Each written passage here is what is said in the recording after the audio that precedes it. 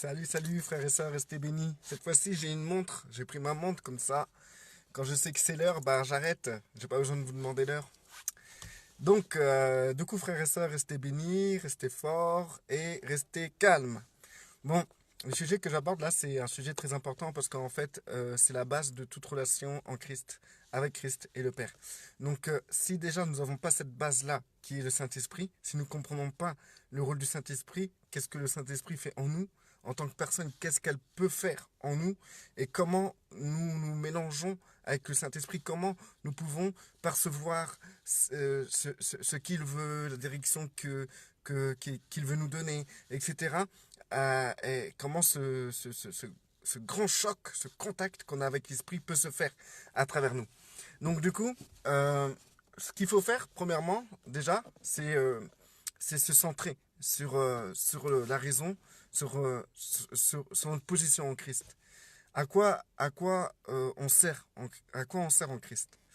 Alors, salut sœur. Donc du coup, dans cette position, dans laquelle nous sommes, c'est une position de nouvelle créature, c'est-à-dire que nous fonctionnons plus comme les autres êtres humains. Nous avons quelque chose de plus. Euh, euh, nous avons quelque chose de plus que toutes les religions réunies. C'est le Saint-Esprit. Dans toutes les religions, même dans la religion chrétienne, évangélique, pentecôtiste, baptiste, on a des doctrines, des dogmes, nous avons de la théologie, nous avons tout ça, comme toutes les autres religions. Dans tout ce bloc-là, on met des gens qui pratiquent tout ça et ça donne des religieux. C'est pareil dans les autres religions. Ils ont des doctrines, des dogmes, etc., des théologies. Et on met des gens dedans, ça crée des religieux dans leur religion. Et ce que nous avons en plus que toutes les religions au monde, c'est le Saint-Esprit. Tout se passe là. Même Christ lui-même a dit qu'il ne doit pas rester sur terre parce que sinon il nous priverait du Saint-Esprit. Quelque chose de meilleur encore que la présence du Christ lui-même, que la personne du Christ en personne sur terre. Le Saint-Esprit est beaucoup plus important pour nous tous que la présence même du Christ en personne. Donc, du coup, ce que je voulais dire, je tiens à dire, c'est que déjà, une vie chrétienne, une véritable vie chrétienne, n'est pas à pratiquer des dogmes ou une théologie.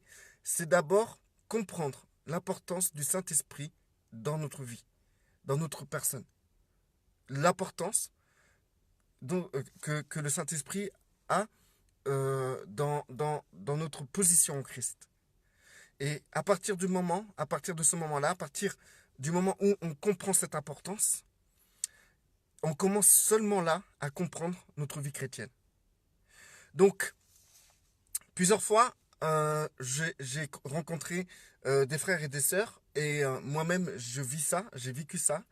En fait, on essaye de comprendre la vie en Christ d'une manière intellectuelle et nous la pratiquons d'une manière très intellectuelle et aussi émotive. Et c'est pas ça, marcher en Christ. Marcher en Christ, c'est déjà comprendre le Saint-Esprit. Parce que c'est le Saint-Esprit qui nous conduit. C'est le Saint-Esprit qui doit nous mettre, nous ramener à l'endroit là où Dieu veut que nous soyons. Vous savez, tant qu'on ne comprend pas ça, ben on est comme des religieux qui essayons de plaire à un Dieu en faisant des œuvres, etc. Alors, ce qui est important, c'est qu'en fait, plusieurs fois on voit dans la Bible des versets qui expliquent que ce n'est pas par notre force, c'est par l'esprit que nous devons avancer. Il y a plusieurs versets où on montre que c'est le Saint-Esprit qui nous fait avancer. Dans Actes des Apôtres, il y a des gens qui disent que oui, nous, on se limite dans Actes des Apôtres. Ce qui compte, c'est Actes des Apôtres. Et en fait, on voit, les gens ne relèvent pas ça. C'est que les apôtres eux-mêmes étaient conduits par le Saint-Esprit.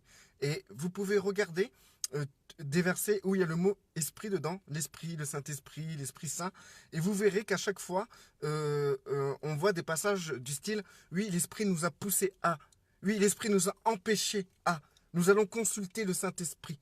Et souvent, c'est comme ça. Et du coup, ce qui compte, ce qui compte dans notre marche, excusez-moi, ce qui compte dans notre marche chrétienne, c'est d'en arriver à ça. Le Saint-Esprit m'a conduit, le Saint-Esprit m'a stoppé, le Saint-Esprit m'amène à, et c'est ce langage-là que nous devrions avoir, plus que le langage « il est écrit »,« il est écrit »,« il est écrit ». Parce que les deux personnes, genre, il y a une personne qui dit « il est écrit », et une autre personne qui dit « le Saint-Esprit me dit que », il y a une grande différence entre ces deux personnes.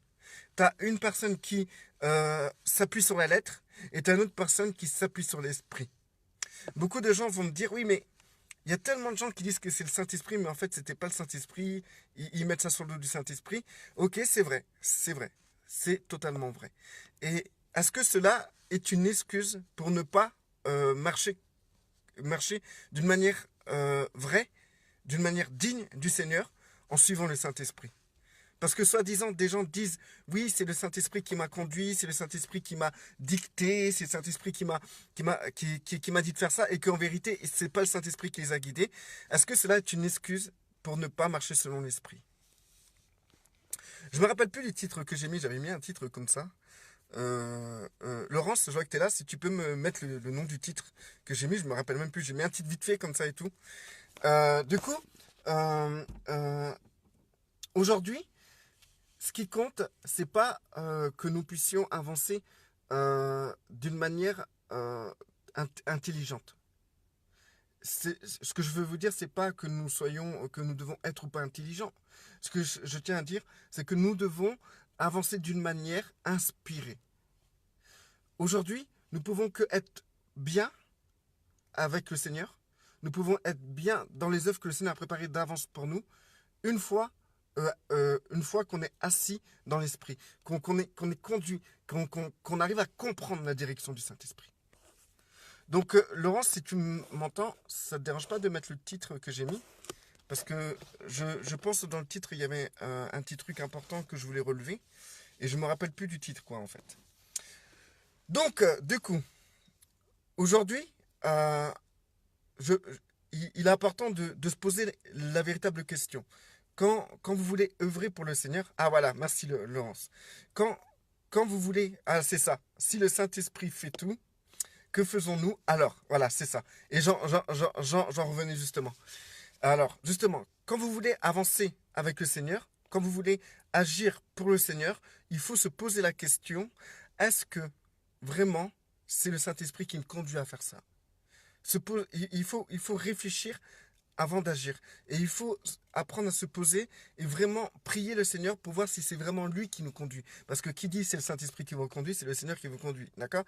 Donc du coup, il faut vraiment se dire cette chose-là. Est-ce que c'est le Seigneur qui me conduit vraiment là? Est-ce que je suis vraiment conduit par le Seigneur? Et prier pour être sûr que c'est le Seigneur qui nous conduit.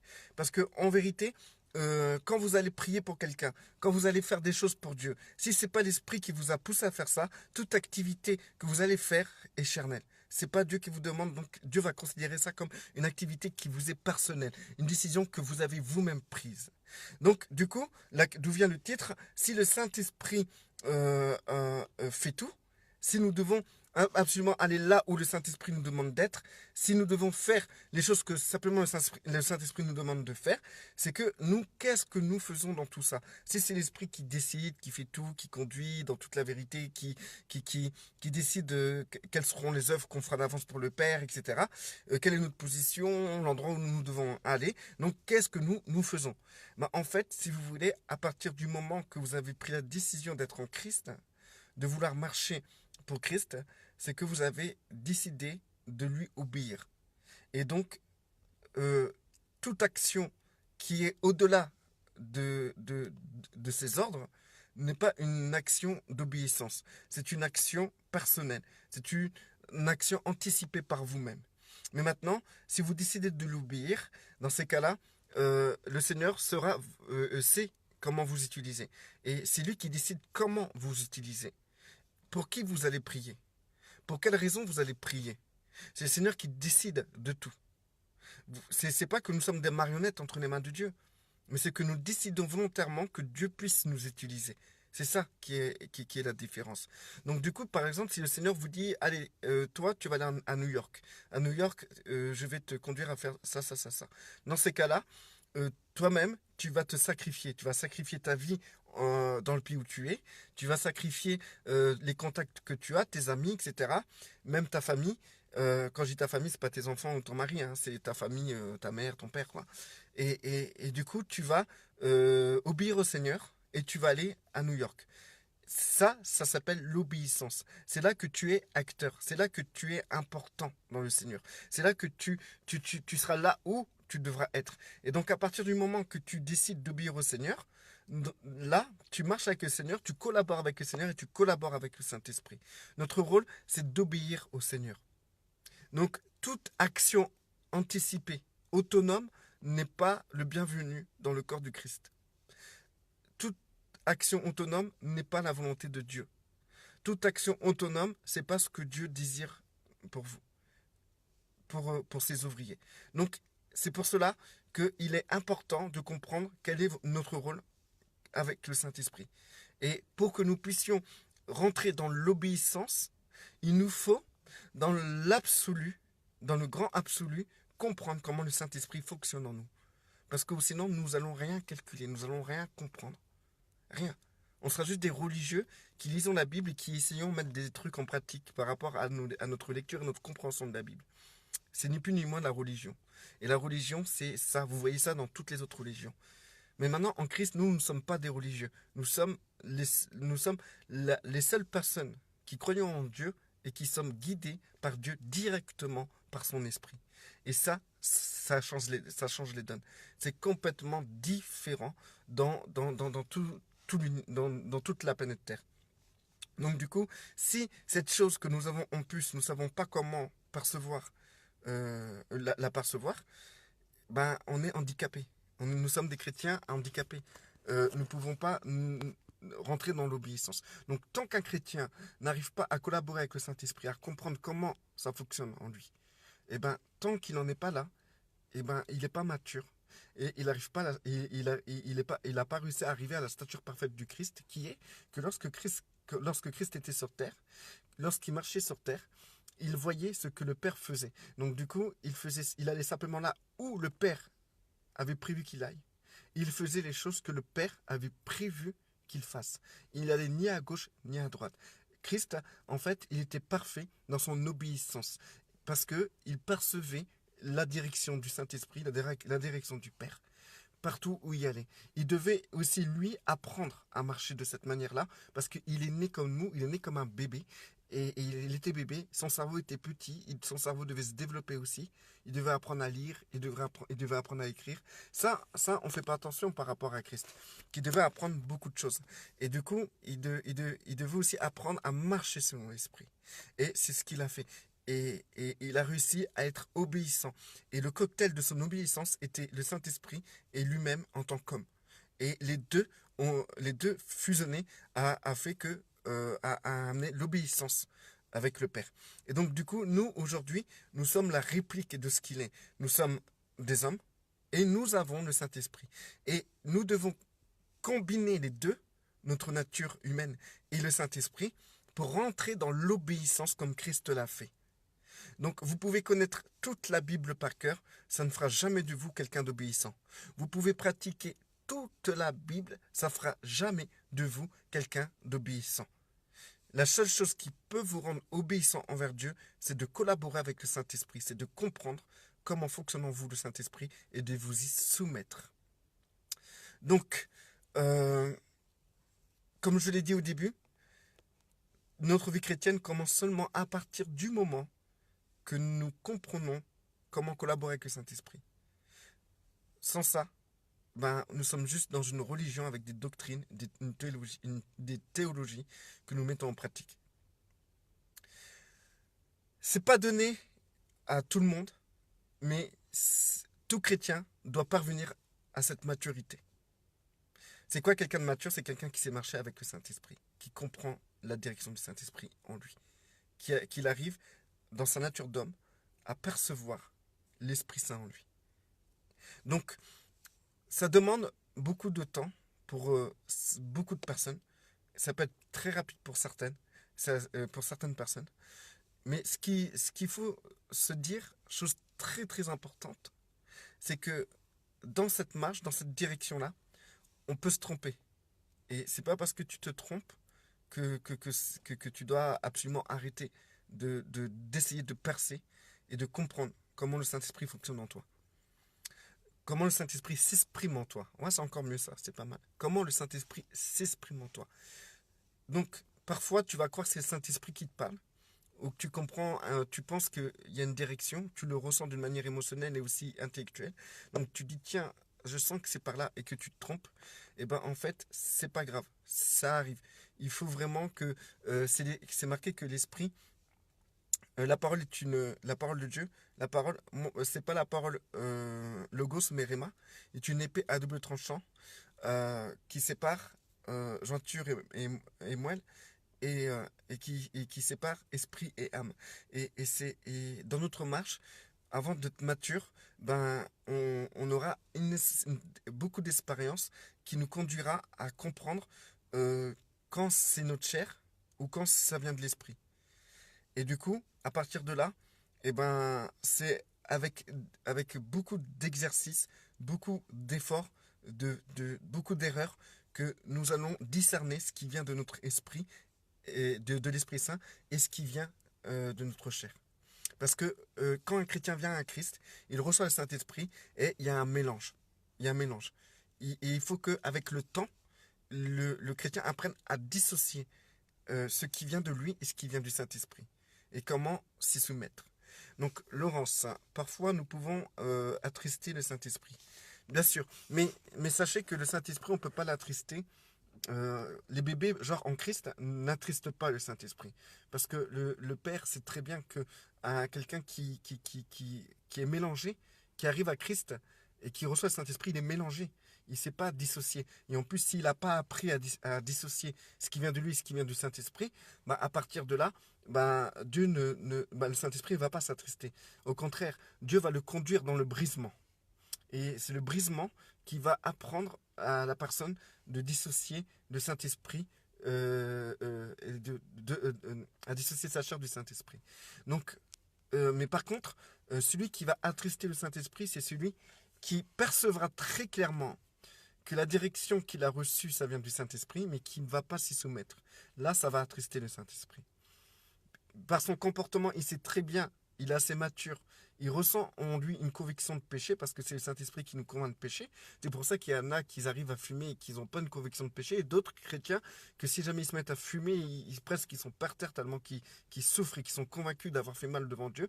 Ben, en fait, si vous voulez, c'est la maturité qui fait ça. Et ben, dans cette maturité, si tu sais très bien que si tu vas faire ça, c'est pas bien, vraiment pas bien, et le Saint-Esprit t'invertit et tu sais que c'est pas bien, ben, tu vas l'attrister. Donc, avant d'attrister le Saint-Esprit, il faut avoir déjà un certain aperçu d'une conviction intérieure venant du Saint-Esprit. Et donc, il faut déjà ça c'est, quand on grandit vite. Pourquoi? Parce que quand quelqu'un vient en Christ, il est convaincu de péché. Déjà, c'est la première chose, c'est la première action du Saint-Esprit dans la personne et que la personne comprend que ça vient du Saint-Esprit. Donc déjà, ça, c'est pas mal. Et on arrive vite à ce niveau où on sait très très très bien qu'il faut absolument pas faire ça, que c'est le Saint-Esprit. Le Saint-Esprit nous arrête et nous dit stop, stop, et tu vas quand même. Là, ça va amener à trester le Saint-Esprit. Mais ce qui arrive seulement ont quand même une marge avant d'arriver à attrister le Saint-Esprit. Parce que c'est des bébés, il faut qu'ils apprennent à marcher avec le Saint-Esprit. Mais dès que quelqu'un arrive à marcher avec le Saint-Esprit, même faire 2, 3 pas, à partir de là, il y a des risques que la personne peut attrister le Saint-Esprit. Donc Laurence, voilà, amen, Dieu connaît les circonstances, c'est ça. Donc du coup c'est pareil pour toute chose. Donc nous ne sommes pas inutiles, mais nous devons rentrer dans l'obéissance. Et l'obéissance enlève toute forme d'autonomie dans nos décisions. Donc, si vous voulez vraiment être obéissant, il vous faudra discerner le comportement du Saint-Esprit en vous. Le savoir-vivre avec le Saint-Esprit en vous. Et c'est seulement en grandissant, tout en sachant marcher avec l'Esprit, que vous pouvez être obéissant devant Dieu. Quelqu'un qui n'arrive pas à percevoir le mouvement du Saint-Esprit en lui ne peut pas être obéissant. Il sera obéissant d'une manière religieuse. Il lira des trucs dans la Bible qu'il mettra en pratique, mais ça sera religieux, comme toutes les autres religions. Mais par contre, à partir du moment que tu perçois la direction du Saint-Esprit, que tu arrives à percevoir quand le Saint-Esprit se met en mouvement en toi, et bien à partir de là, l'obéissance commence. La véritable obéissance commence. Parce que Dieu veut que recherche des adorateurs qui adorent en esprit et en vérité. Et c'est là que tout commence, lorsque nous sommes en esprit et en vérité. Donc, c'est pour cela que parfois on peut croiser des personnes qui justement sont dans ce contexte-là, qui sont tout le temps en train de dire il est écrit, au lieu de dire l'esprit me conduit. Et c'est une grande marche, c'est une grande différence. Celui qui dit tout le temps il est écrit, il est soumis à la lettre, il obéit à Dieu, mais à travers la lettre. Comme toute religion.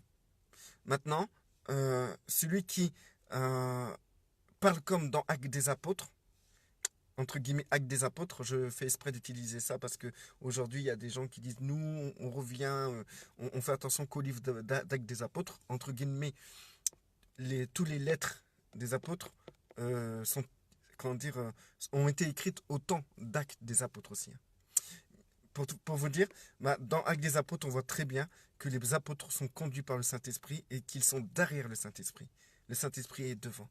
Et ce qui faisait la particularité de ce qu'on voit aujourd'hui chez les chrétiens qui se disent pratiquer Actes des Apôtres, c'est qu'aujourd'hui, les gens qui se disent pratiquer Actes des Apôtres, ils lisent Actes des Apôtres et ils font selon leur lecture. Ce n'est plus ni moins suivre une doctrine ou un dogme. Et donc, du coup, eux, ils font selon ce qu'ils lisent. Les apôtres, ils allaient partout, ils priaient, donc on va faire pareil. Voilà, ça, c'est la religion. Maintenant, ce qu'il faut relever dans Actes des Apôtres, c'est que les apôtres, tout le temps, je vous lance le défi, là, allez, écrivez Saint-Esprit et lisez tous les versets qui parlent du Saint-Esprit. Vous allez voir, il y en a beaucoup dans Actes des Apôtres. Et vous allez voir, c'est à chaque fois, les apôtres parlaient comme ça. L'Esprit nous disait, l'Esprit nous arrêtait, l'Esprit nous parlait, etc. Et c'était vraiment comme ça. Et pas une seule fois, pas une seule fois, mais rarement les apôtres s'exprimaient de cette manière. Il est écrit. Rarement ils s'exprimaient comme ça. Aujourd'hui, c'est la mode. Mais au temps des apôtres, c'était plutôt l'Esprit nous dit. L'Esprit nous conduit. Voilà. La différence entre l'obéissance d'un religieux dans une religion et l'obéissance d'un enfant de Dieu conduit par le Saint-Esprit. La véritable obéissance sera seulement à travers le Saint-Esprit. Tout ce qui est au dehors, c'est des actions autonomes. Et Dieu considère les actions autonomes comme du foin, du fumier, et ça brûlera. Mais les actions qui seront comme de l'or seront seulement les actions à travers le Saint-Esprit. Restez bénis, frères et sœurs, et restez forts, et restez calmes.